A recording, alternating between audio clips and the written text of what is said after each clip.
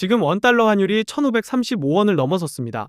우리나라 상황이 너무 위험해서 급하게 콘텐츠를 만들었습니다. 한국 국민, 특히 청년들이 왜 반드시 금을 사둬야 하는지 말씀드리겠습니다. 제발 영상을 끝까지 보시고 여러분의 자산을 지키세요.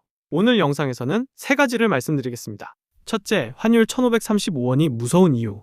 둘째, 이런 국제 위기 속에서 한국 경제가 가장 취약한 이유. 셋째, 경제 위기 속에서 우리가 어떻게 대비해야 하는지를 설명드리겠습니다.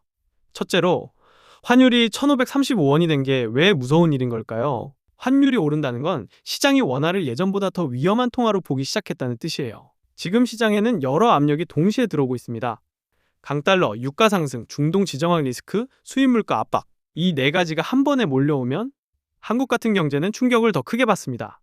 왜냐하면 한국은 내수만으로 굴러가는 나라가 아니기 때문입니다.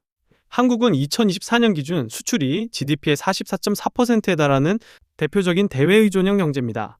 즉, 해외에서 문제가 생기면 그 충격이 한국으로 굉장히 빨리 전달되죠. 여기에 더해 한국은 에너지 수입 의존도도 높습니다. 원유의 약 70%를 중동에서 들여옵니다. 이 말은 중동 불안이 커지고 유가가 오르고 달러까지 강해지면 한국은 이중 충격을 맞는다는 뜻입니다. 달러가 비싸진 상태에서 달러로 결제해야 하는 원유와 가스를 더 비싼 가격에 사와야 하니까요. 그러면 무슨 일이 생길까요?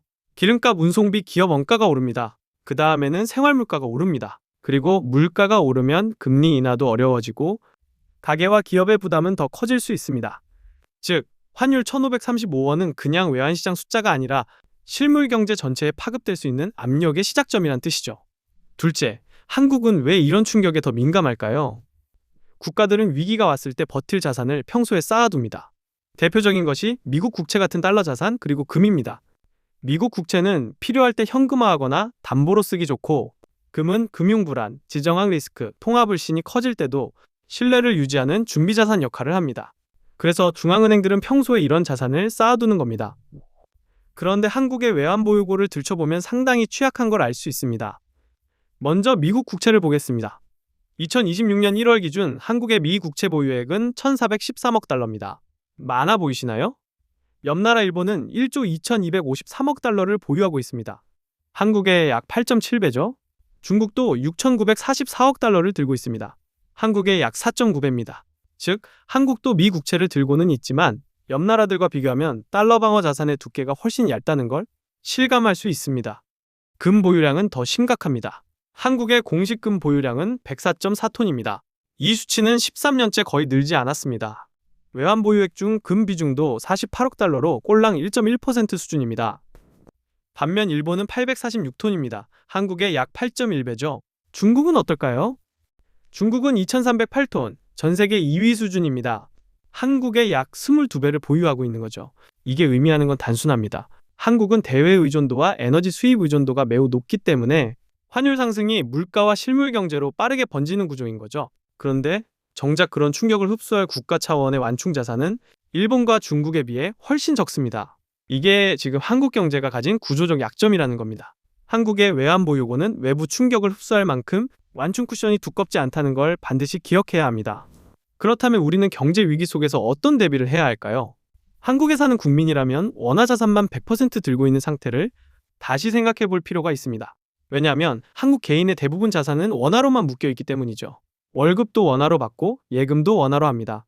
부동산도 결국 원화 경제에 묶여있고 국내 주식도 한국 경기와 원화 흐름에 영향을 받습니다. 즉, 평소에는 몰라도 원화 가치가 흔들리고 외부 충격이 들어오는 순간에는 내 자산이 통째로 압박받을 수 있는 거죠. 이럴 때 필요한 게 상관관계가 다른 자산입니다. 그 후보 중 하나가 금이죠. 금은 평소에는 답답할 수 있습니다. 배당도 없고 이자도 없죠. 그래서 상승장에서는 재미없어 보일 수 있습니다. 하지만 금의 역할은 성장 자산처럼 빨리 불어나는 데 있는 게 아니라 신뢰가 흔들리는 국면에서 포트폴리오 전체를 덜 무너지게 만드는 데 있습니다. 3월 26일 기준 환율이 1,500원에서 1,535원으로 약 2.33% 올랐습니다. 한번 계산해 보겠습니다. 원화로 1,000만 원을 그냥 들고 있었던 사람과 그 1,000만 원으로 금을 사뒀던 사람을 비교해 보죠. 원화 1,000만 원을 그냥 들고 있었다면 통장 잔고는 그대로 1,000만 원입니다. 하지만 달러 기준 자산 가치, 즉 국제 구매력으로 보면 약 977만 원 수준으로 줄어든 것과 비슷합니다. 반면 3월 26일에 1,000만 원으로 금을 사뒀다면 오늘 기준 그 가치는 약 1,047만 원입니다. 즉 같은 기간에 원화의 국제 구매력은 줄었지만 금으로 들고 있던 자산은 오히려 약 47만 원 늘어난 셈입니다. 그래서 한국인에게 금은 돈 벌려고 베팅하는 자산이 아니라 위기 때 자산 가치를 지키기 위한 방어 자산이라고 말씀드리는 겁니다. 정리하겠습니다. 지금 1535원 환율이 무서운 이유는 한국은 국제 경제에 충격을 크게 받는 구조인데다 일본과 중국처럼 두터운 완충 자산을 가진 나라도 아니기 때문입니다. 그래서 대한민국 국민이라면 금을 최소한 일정 비중 이상 검토해야 하는 방어 자산으로 볼 필요가 있습니다. 원화 자산만 들고 있는 것은 한국의 구조적 리스크를 그대로 떠안는 것과 같죠. 넋놓고 뉴스만 지켜보지 마세요. 당장 실행에 옮기세요. 감사합니다. 김대리였습니다.